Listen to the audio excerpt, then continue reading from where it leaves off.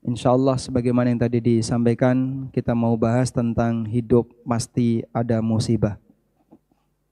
Kira-kira jemaah, kalau Anda melihat bagaimana kondisi kita yang diberi musibah oleh Allah, terlepas dari pahit getirnya musibah itu, hikmah apa yang pernah Anda dapatkan? Pernah merasakan apa Pak ketika dapat musibah? Biasa saja. Biasa saja, Masya Allah.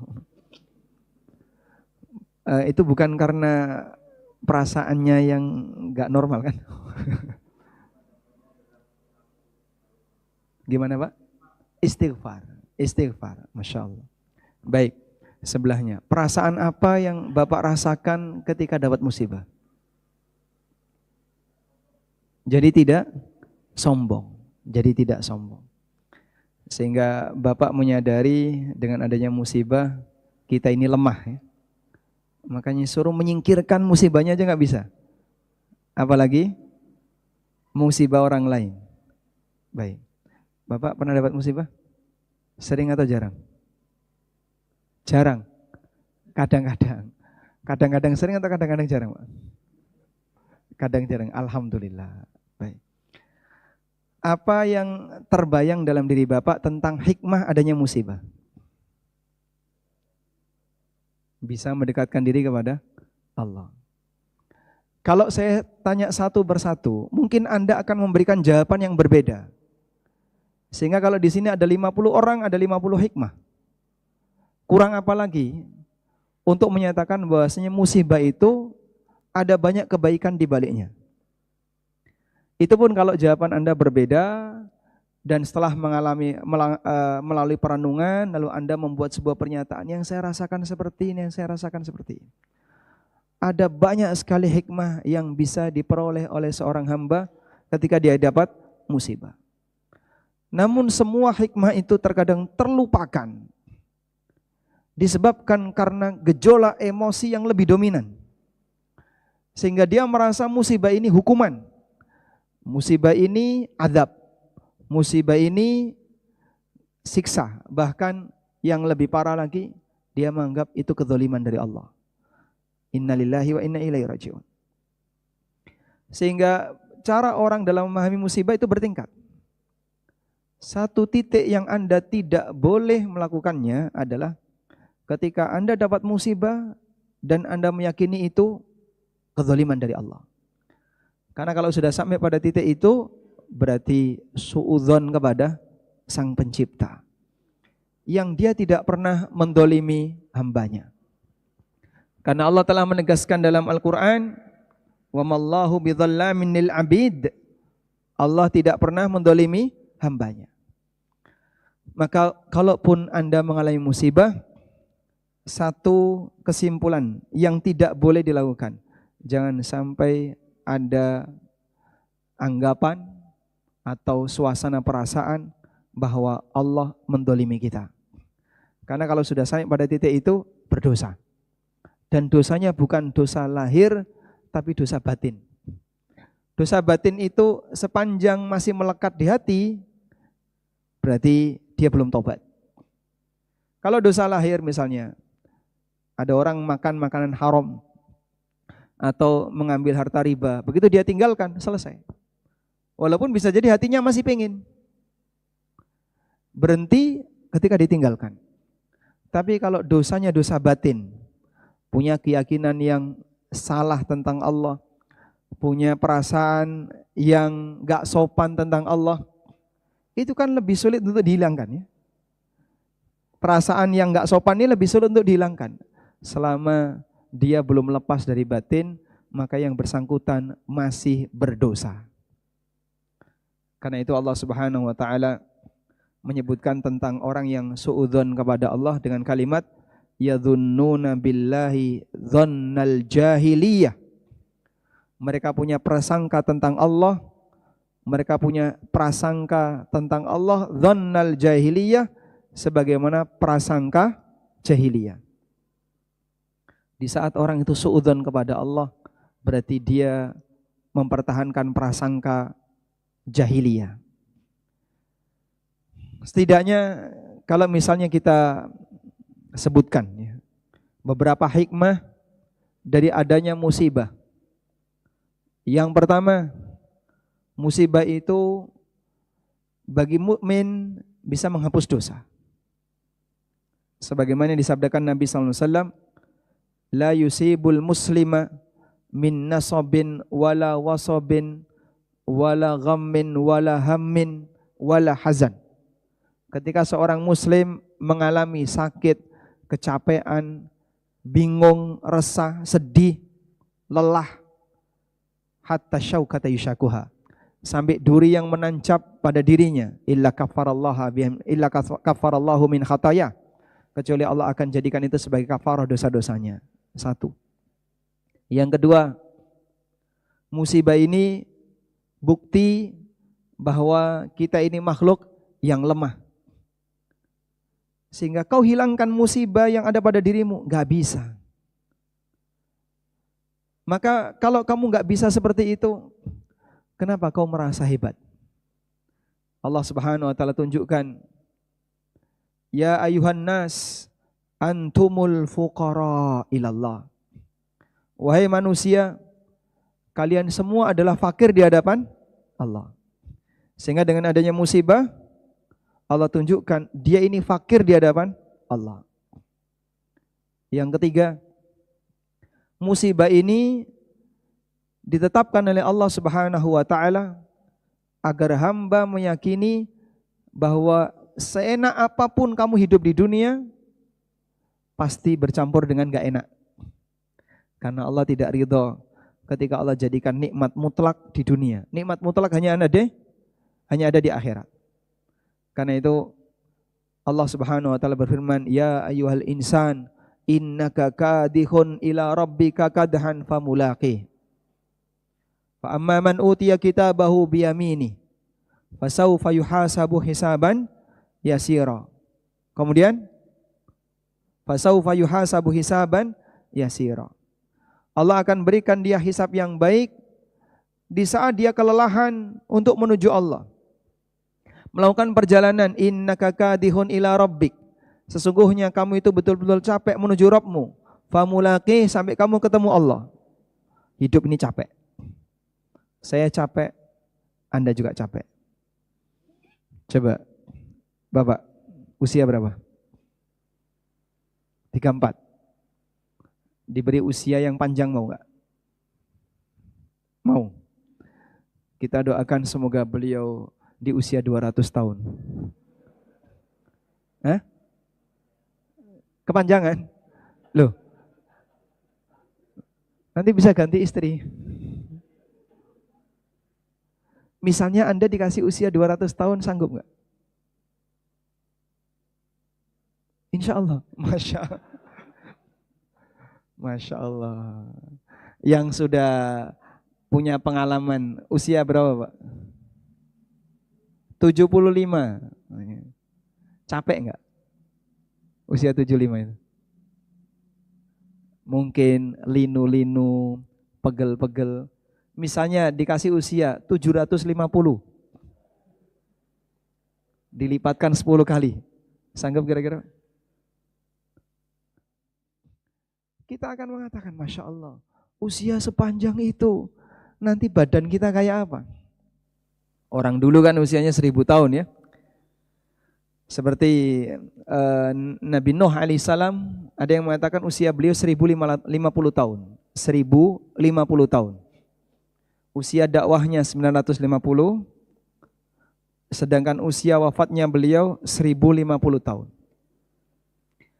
Itu gimana Pak? Wallahu a'lam.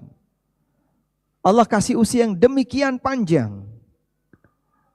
Tapi orang sekarang jasadnya nggak sanggup. Sampai di usia 100 tahun sudah kurus. Tinggal kulit sama tulang. Orang yang paling tua untuk hari ini siapa? Yang dikatakan paling tua usianya. Orang Thailand katanya. Berapa itu? 200-an. 200-an ada? 200-an. Ada orang Thailand yang usianya sudah mencapai 200-an tahun. Nggak bisa apa-apa, hanya bisa berbaring, kurus. tinggal kulit sama tulang. Makanan sudah tidak terasa enak. Kemudian kalau ke toilet susah, ngerepoti banyak orang, dia nggak bisa apa-apa. Hidup di dunia capek.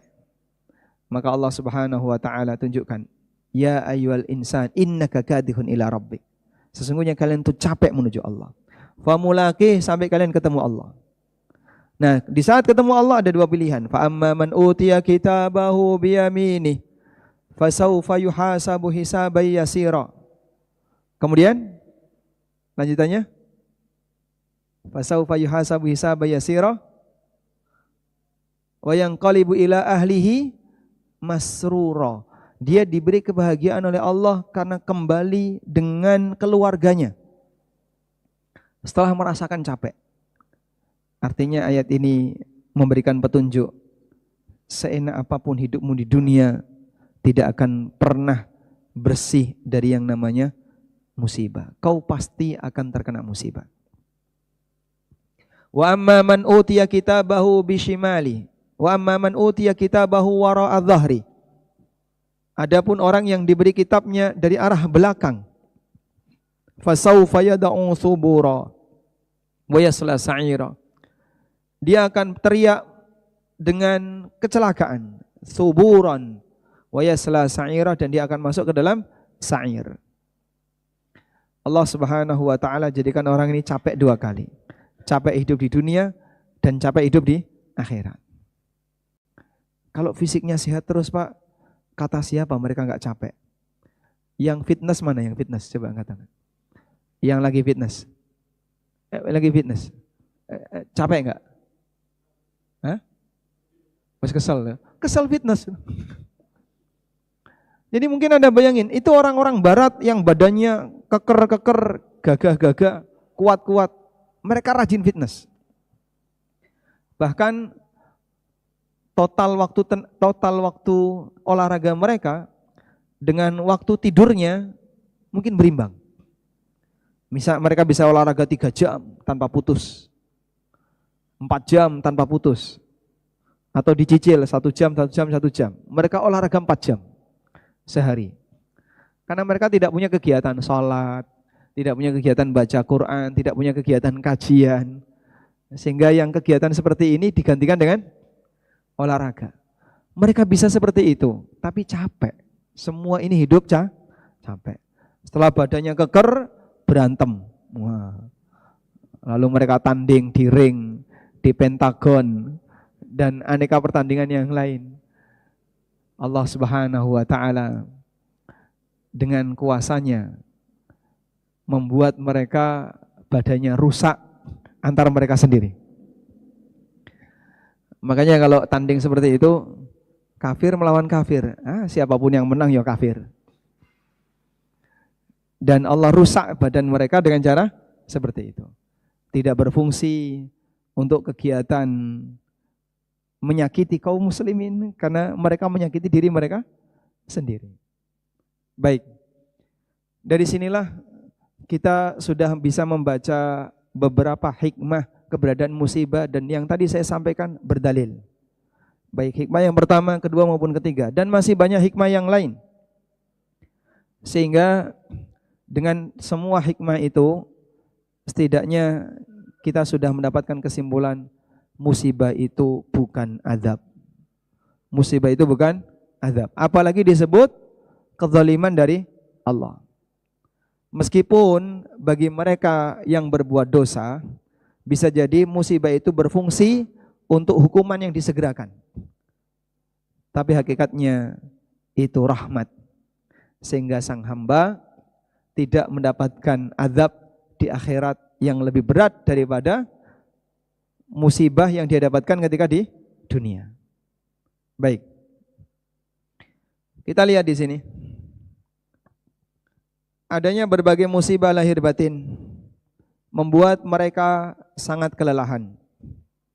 Di antara tujuan besar kaum muslimin diberi musibah adalah agar mereka tidak terlalu betah dengan dunia sehingga mereka melupakan akhirat.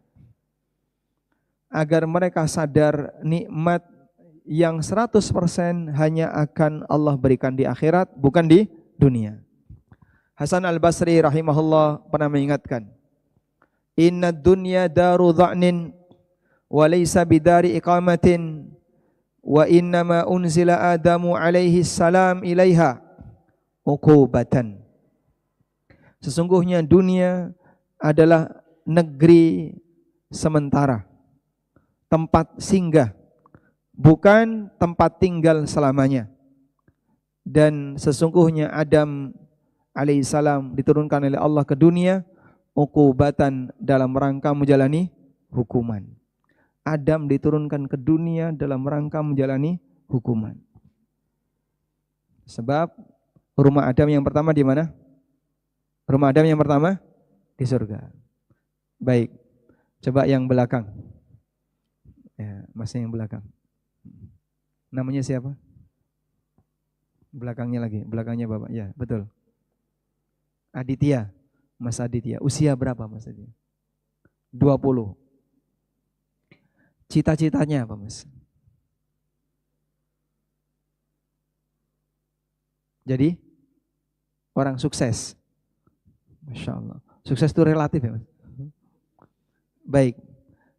Menurut Anda, apakah sukses itu sama dengan kaya? Beda. Beda. Berarti kalau misalnya Anda dikasih pilihan, miskin yang sukses atau kaya banyak masalah?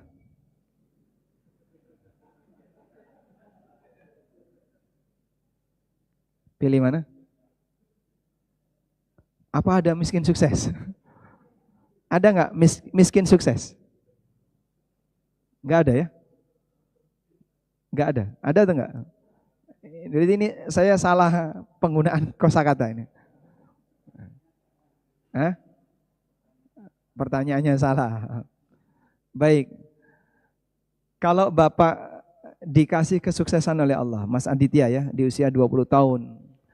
Usia 25 tahun nanti Mas Aditya akan diberi kesuksesan oleh Allah. Setelah Anda di puncak sukses,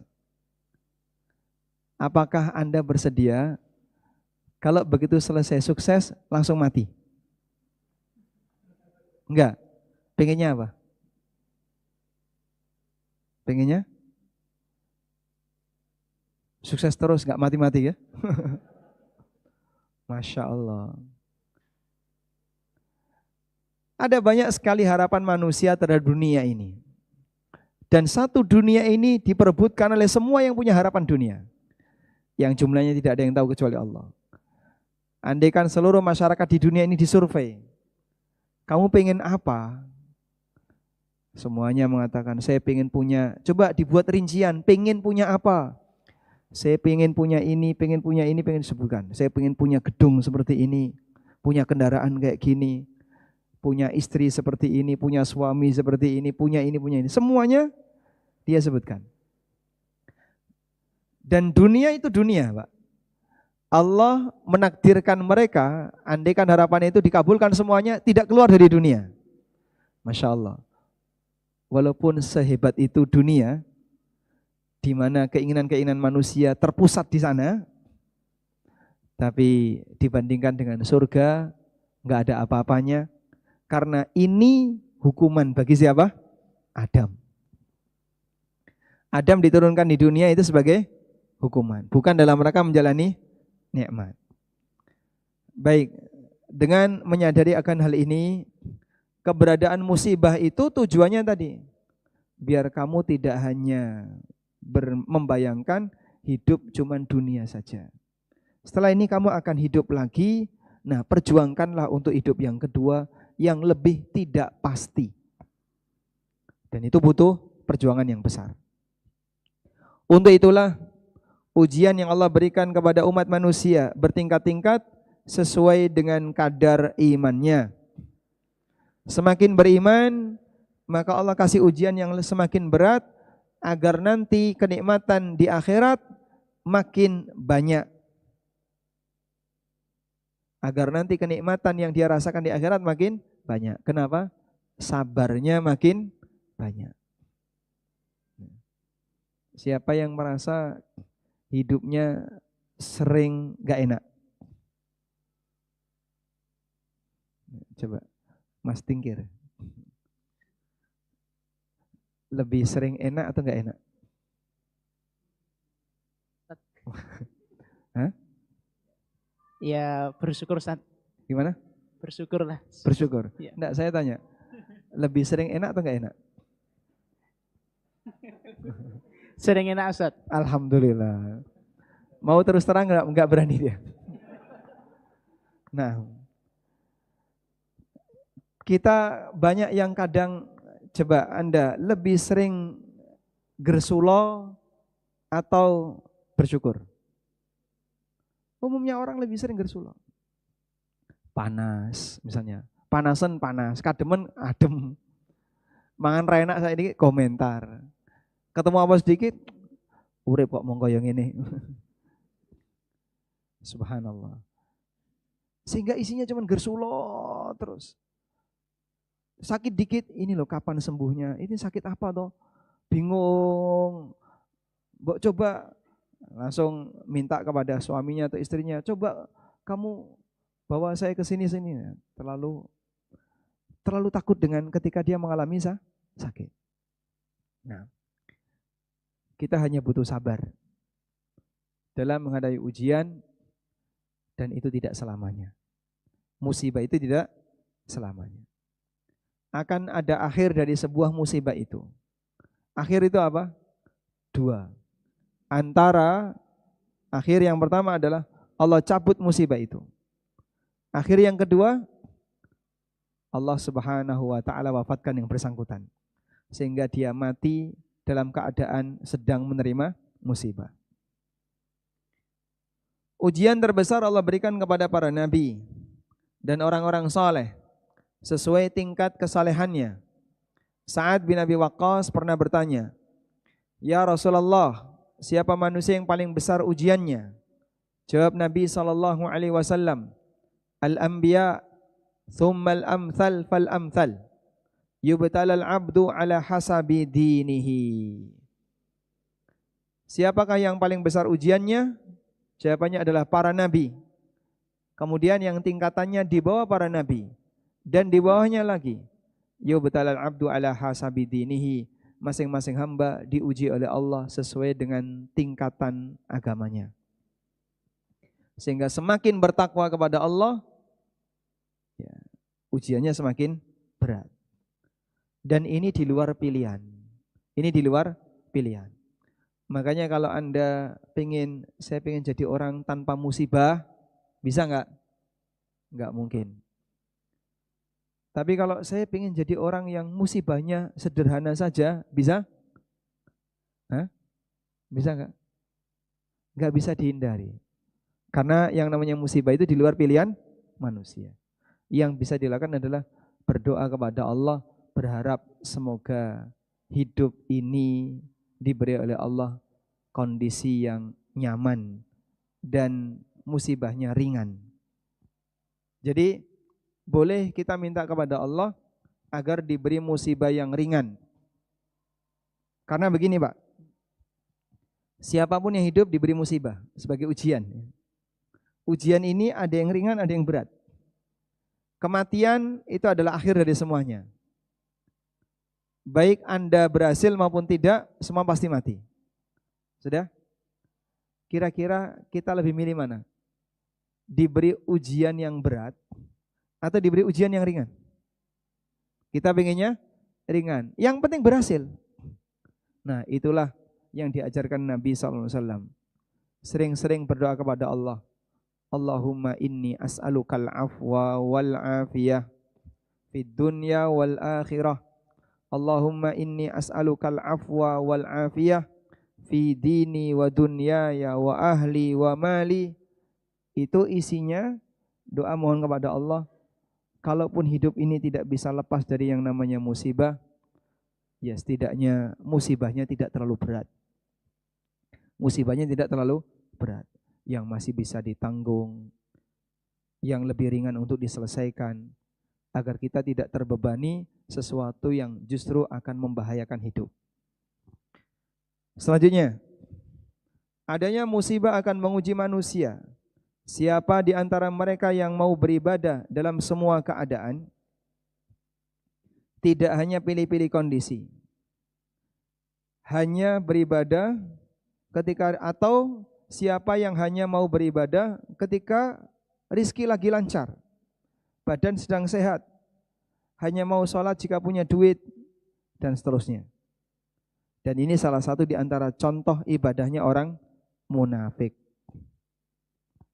Allah kasih ujian kepada hamba untuk menguji kesetiaan mereka. Ada yang diberi ujian tapi tetap setia. Ada yang ketika diberi ujian, dia enggak setia, mutung.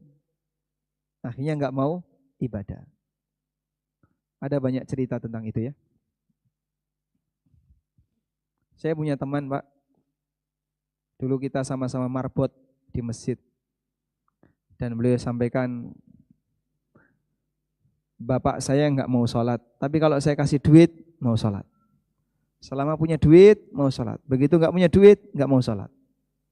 Sampai anaknya ini pusing. Saya bingung mikir bapak. Kalau saya kasih duit, mau sholat. Kalau enggak dikasih duit, enggak mau sholat. Masalahnya anaknya belum kerja. Kerjanya serabutan, kadang dapat, kadang tidak. Ada juga orang yang dia hijrah. Ketika dia hijrah, ketika setelah hijrah kok makin nyungsep, gak kuat dia, balik lagi ke kondisi sebelumnya. Sehingga dia tidak komitmen untuk berbuat taat disebabkan karena Allah tidak memberikan kesejahteraan hidup yang lebih untuknya. Nah, yang seperti ini bahaya. Coba kita lihat di ayat 11 dari surat Al-Hajj. Dalam Al-Quran Allah menceritakan model manusia yang hanya mau masuk Islam dan mau membela Islam ketika Islam itu menguntungkan bagi hidupnya. Sehingga setelah dia masuk Islam, dia merasa rizkinya makin lancar, usahanya makin berkembang, kemudian ternaknya banyak menghasilkan keturunan, bahkan sampai istrinya melahirkan anak laki-laki, orang dulu bahagia. Wah, berarti agama ini memang agama yang benar. Buktinya sejak saya masuk Islam, ekonomi saya jadi makin naik. Sebaliknya, ketika mereka selesai masuk Islam, kok kondisi ekonominya nyungsep,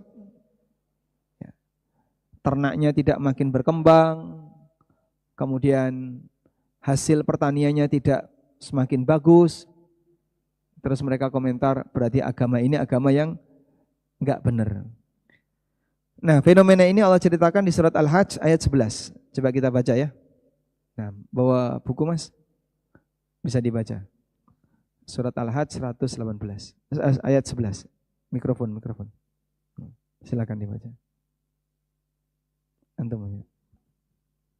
Ya bebas, siapa yang mau baca? Ini ujian ya.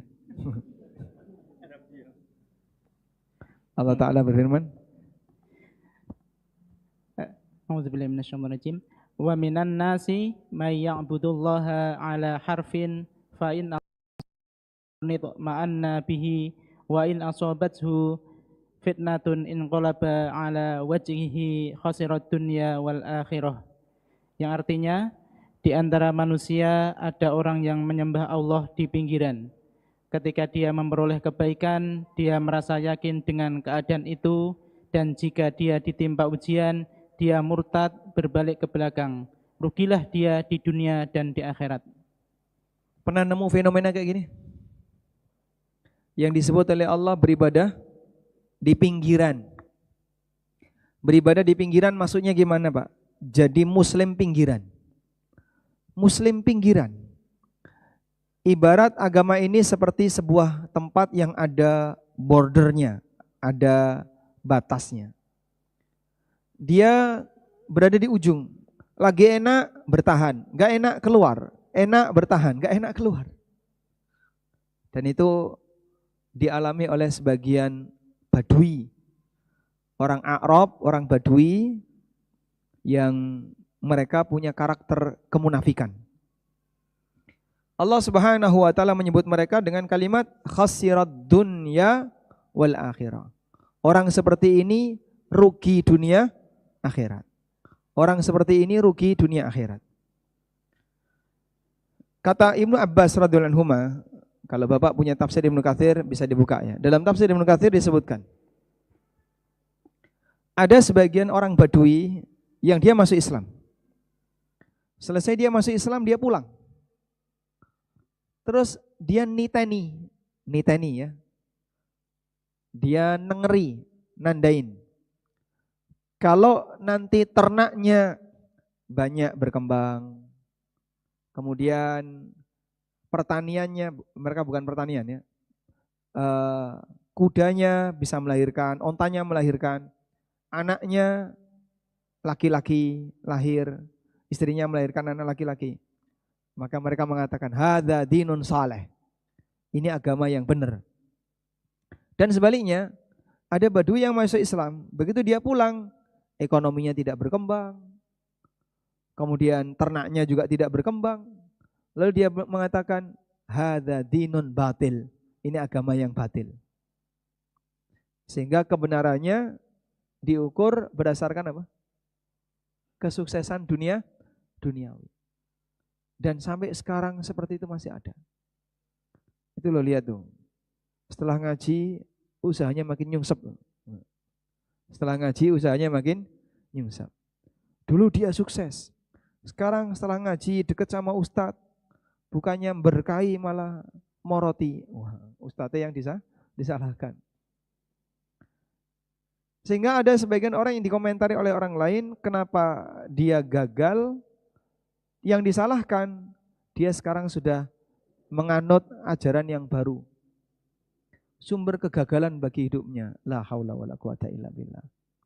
Allah Subhanahu wa taala tidak menurunkan syariat ini untuk membuat manusia jadi miskin. Nah, masih banyak orang yang berpikir hijrah, taubat, menggeluti ekonomi sesuai syariat akan menyelesaikan semua beban utang dan masalah hartanya. Atau ketika dia resign dari pekerjaan yang haram, maka dia akan mendapatkan penghasilan yang lebih besar.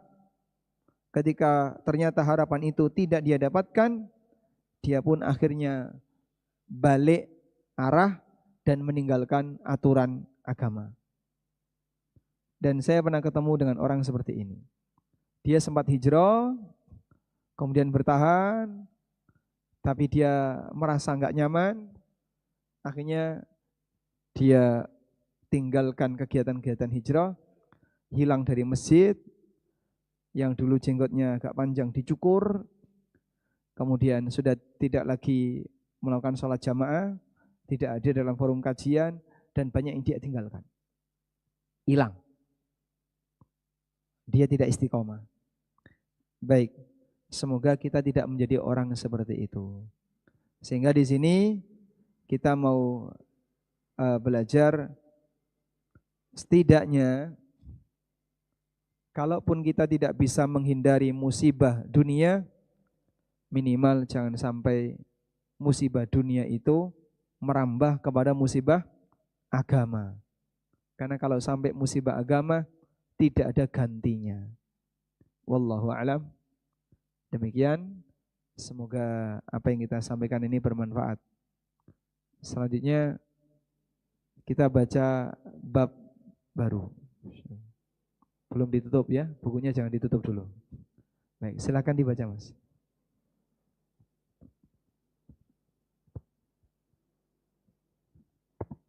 Ya, kita masuk di bab berikutnya. Banyak taubat termasuk sebab kebaikan dunia akhirat. Allah menceritakan dalam Al-Quran bahwa Nabi Nuh alaihissalam pernah meminta kaumnya untuk banyak istighfar. Dan beliau menjanjikan dengan banyak istighfar, Allah akan membukakan pintu rizki dari langit dan bumi. Sebagaimana Allah berfirman, menceritakan tentang Nuh alaihissalam, faqultu astaghfiru rabbakum innahu kana ghaffara yursilis samaa'a 'alaikum midrara wa yumdidukum bi amwalin wa banina wa yaj'al lakum jannatin wa yaj'al lakum anhara ma lakum la tarjuna lillahi waqara. Yang artinya, maka aku Nuh katakan kepada mereka, mohonlah ampun kepada Tuhanmu, sesungguhnya Dia adalah Maha Pengampun. Niscaya Dia akan mengirimkan hujan kepadamu dengan lebat dan membanyakkan harta dan anak-anakmu, dan mengadakan untukmu kebun-kebun dan mengadakan pula di dalamnya untukmu sungai-sungai. Mengapa kamu tidak percaya akan kebesaran Allah? Al-Hafidz Ibnu Katsir menjelaskan ayat ini, ai idza tubtum ilallahi wastaghfiratumuhu wa ati'tumuhu kathurar rizqi alaikum wa asqakum min barakatis samai wa ambatalakum min barakatil ardi wa ambatalakum zar'a wa adarralakum dur'a wa amdakum bi amwa wa amaddakum bi amwalin wa amaddakum bi amwali wa banin. Nah, kalau mau diharakati ya, idza tubtum ilallahi wastaghfartumuhu, istaghfartumuhu wa ata'tumuhu katharar rizqa alaikum wa asqakum min barakatis samai wa ambata lakum min barakatil ardi wa ambata lakumuz zar'a wa adarra lakumud dar'a wa amaddakum bi amwalin wa banina.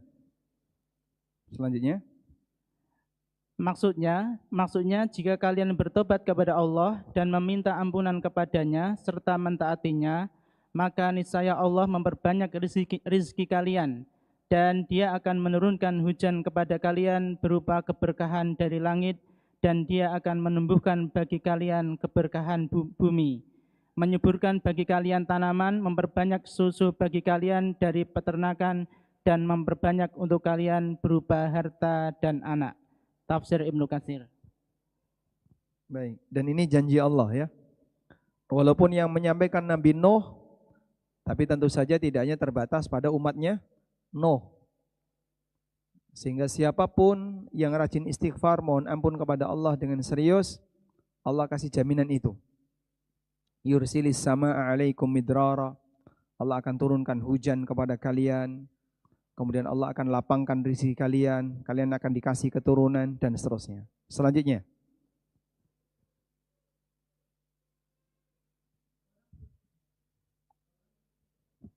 seorang ulama tabi'in, Hasan al-Basri, menggunakan dalil ayat ini dalam fatwanya ketika menjawab aduhan masyarakatnya. Diceritakan oleh Asy-Syirbini rahimahullah ta'ala bahwa ada orang yang mengadu kepada Hasan al-Basri karena kemarau panjang. Beliau menyarankan, beristighfarlah kepada Allah. Ada lagi seseorang yang mengadu ke beliau karena kemiskinannya, dan ada juga yang mengadu karena susah memiliki keturunan, dan ada yang mengadu kepada beliau karena tanahnya yang kering. Beliau sarankan seluruhnya untuk beristighfar. Akhirnya Ar-Rabi bin Sobib penasaran lalu bertanya kepada Hasan al-Basri, beberapa orang telah mendatangimu mengadukan banyak hal dan permintaannya bermacam-macam. Lalu Anda perintahkan seluruhnya untuk beristighfar. Kemudian Hasan menjawab dengan membaca ayat di atas. Kemudian seorang ulama Al-Khusyairi pernah mengatakan, man waqa'at lahu hajatun ilallahi ta'ala falan yasila ila maradihi ila bitaqdimi al-istighfari. ila muradihi illa bitaqdimil istighfar. Ila muradihi ila bitaqdimil istighfar. Bitaqdimin ilal istighfar. Siapa yang memiliki harapan yang ingin disampaikan kepada Allah, maka tidak akan mencapai apa yang dia inginkan kecuali dengan mengawalinya dengan istighfar. Nah, dan ini salah satu di antara alasan sah-sah saja seseorang sebelum berdoa dia banyak mohon ampun kepada Allah. Makanya kalau Bapak punya kesempatan doa yang panjang, misalnya habis adzan sampai qomat, ada waktu 5 menit berdoa kepada Allah. Urutannya istighfar dulu, baca salawat untuk Nabi SAW sebelumnya, memuji Allah, memberikan salawat untuk Nabi SAW, kemudian kita istighfar, lalu kita mohon kepada Allah hal-hal yang sifatnya untuk kepentingan bersama, baru kemudian yang spesifik untuk kepentingan pribadi. Ya. Maka seorang hamba ketika berdoa diharapkan agar dia memohon ampun kepada Allah Subhanahu wa taala terlebih dahulu. Walhamdulillah. Baik, insyaallah materi sampai di sini dulu. Kita sudah membahas 2 bab. Mudah-mudahan ini bermanfaat. Saya kira untuk masalah istighfar cukup dibaca teksnya karena sudah cukup jelas. Dan berikutnya kita kembalikan kepada moderator untuk kegiatan selanjutnya. Nah, wassallallahu ala nabiyyina Muhammadin wa ala alihi wa sahbihi wasallam. Ya, jazakumullah khairan atas materi Ustaz yang disampaikan kepada kita semua. Masih ada sedikit waktu untuk sesi tanya jawab. Kami beri kesempatan kepada teman-teman ikhwan. Oke, baik.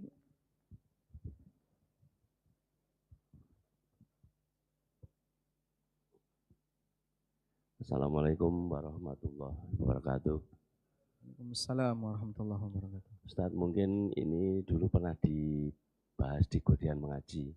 Nah, pertanyaan saya ini mungkin pernah dibahas di Godian Mengaji. Yeah. Cuman saya itu ada pertanyaan dari teman, tapi saya mau menjawab tapi masih ragu. Pertanyaannya begini Ustaz, fikih kurban untuk satu keluarga itu kalau ayahnya sudah berkorban, terus karena dia sudah beristri, tapi dia tinggal satu atap dengan ayahnya, itu dia wajib kurban atau tidak?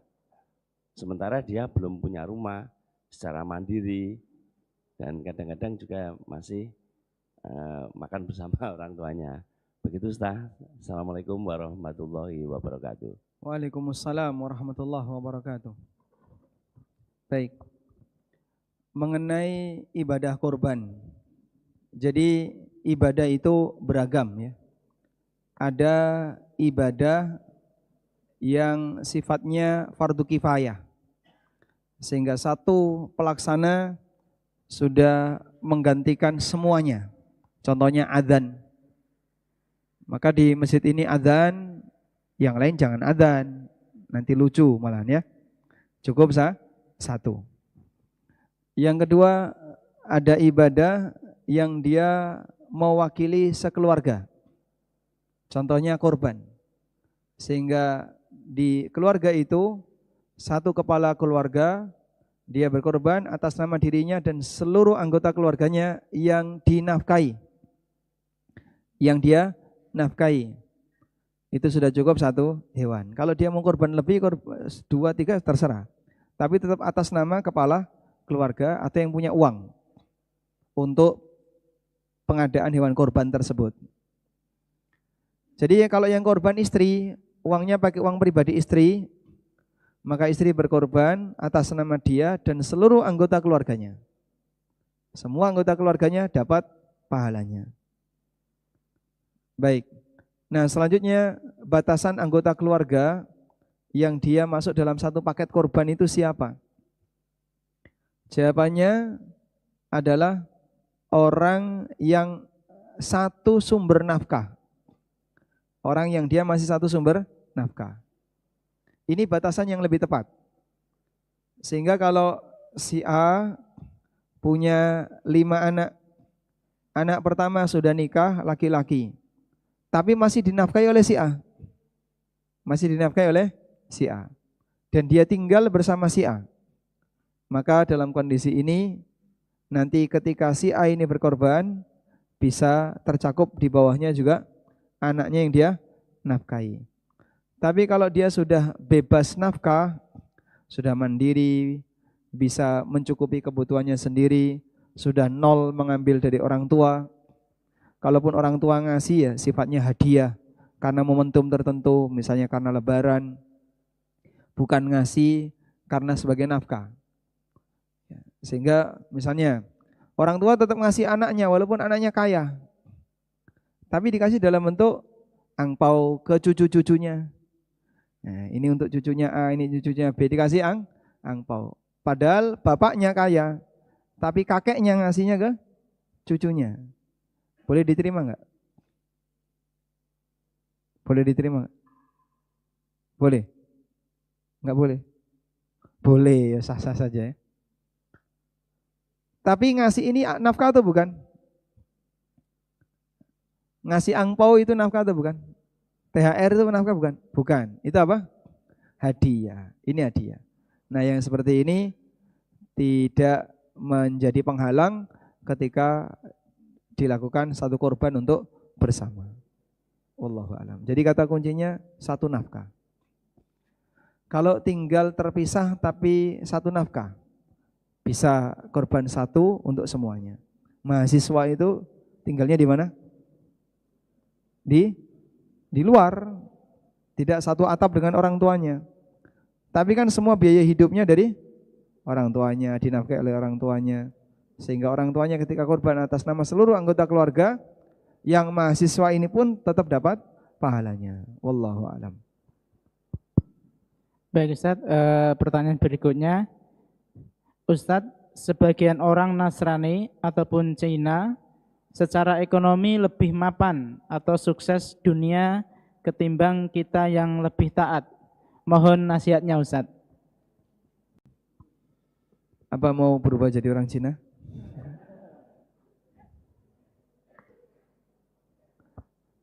Apakah Anda merasa iri kalau orang-orang kafir itu lebih kaya dari kita? Ada nggak bapak-bapak yang merasa iri? Kenapa Yahudi kok lebih kaya dari kita? Anda iri nggak? Iri? Ngapain iri ya? Rasulullah Sallallahu Alaihi Wasallam dijenguk oleh Umar bin Khattab radhiallahu anhu. Sewaktu beliau sakit, kemudian istirahat di sebuah gubuk di sebuah kebun milik orang Ansor. Saat beliau bangun, ngecap bekas stiker yang ada di punggung beliau, Umar nangis. Kemudian Nabi SAW tanya, "Ma yubkik, kamu ngapain nangis?" Lalu Umar menyampaikan, "Ya Rasulullah, di sana ada raja Romawi, di sana ada raja Persia dengan aneka kemegahan yang mereka punya, tapi Anda seperti ini kondisinya." Kemudian Rasulullah SAW mengatakan, "Ama tarda in kana lahumud dunya walanal akhirah." Apa kamu tidak bahagia kalau mereka hanya punya dunia sementara kita punya akhirat? Karena mereka setelah ini sudah enggak ada kesempatan lagi. Ya sudah, nikmatnya cuman sekarang. Maka kenikmatannya sudah habis begitu dia mati. Sehingga orang kafir kalau mati namanya apa? Mate. Ya. Nikmati wis entek. Betul Pak? Karena sudah habis, besok sudah tidak mendapatkan nikmat apapun. Wallahu alam.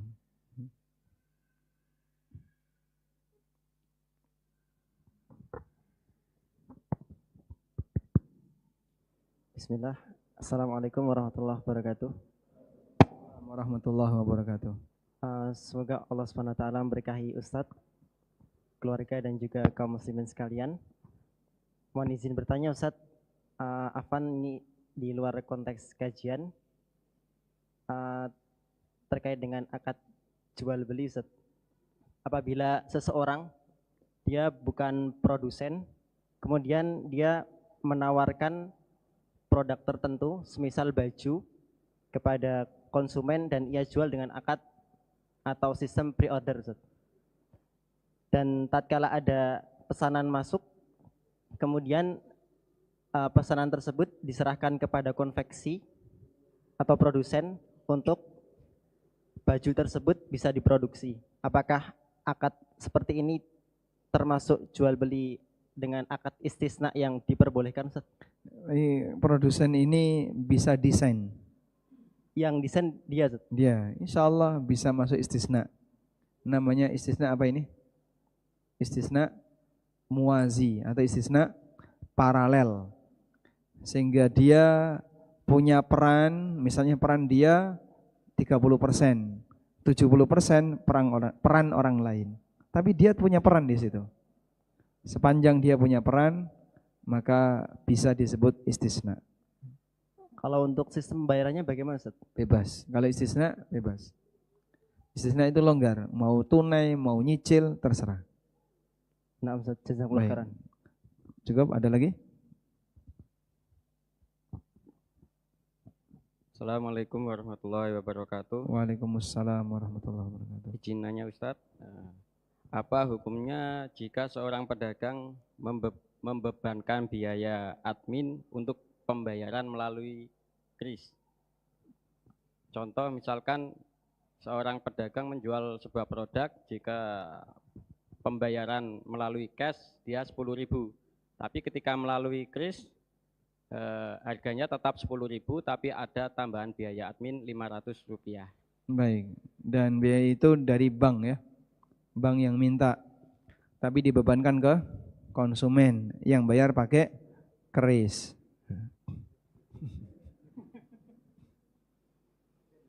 Insya Allah tidak masalah. Insya Allah tidak masalah, sehingga kalau dia memilih pembayaran pakai A, memilih pembayaran pakai B, lalu ada beban admin, kemudian dia diminta untuk bayar, insya Allah tidak masalah. Wallahu a'lam. Cukup insya Allah, Ustaz. Cukup, walhamdulillah. Ada lagi? Tidak ada?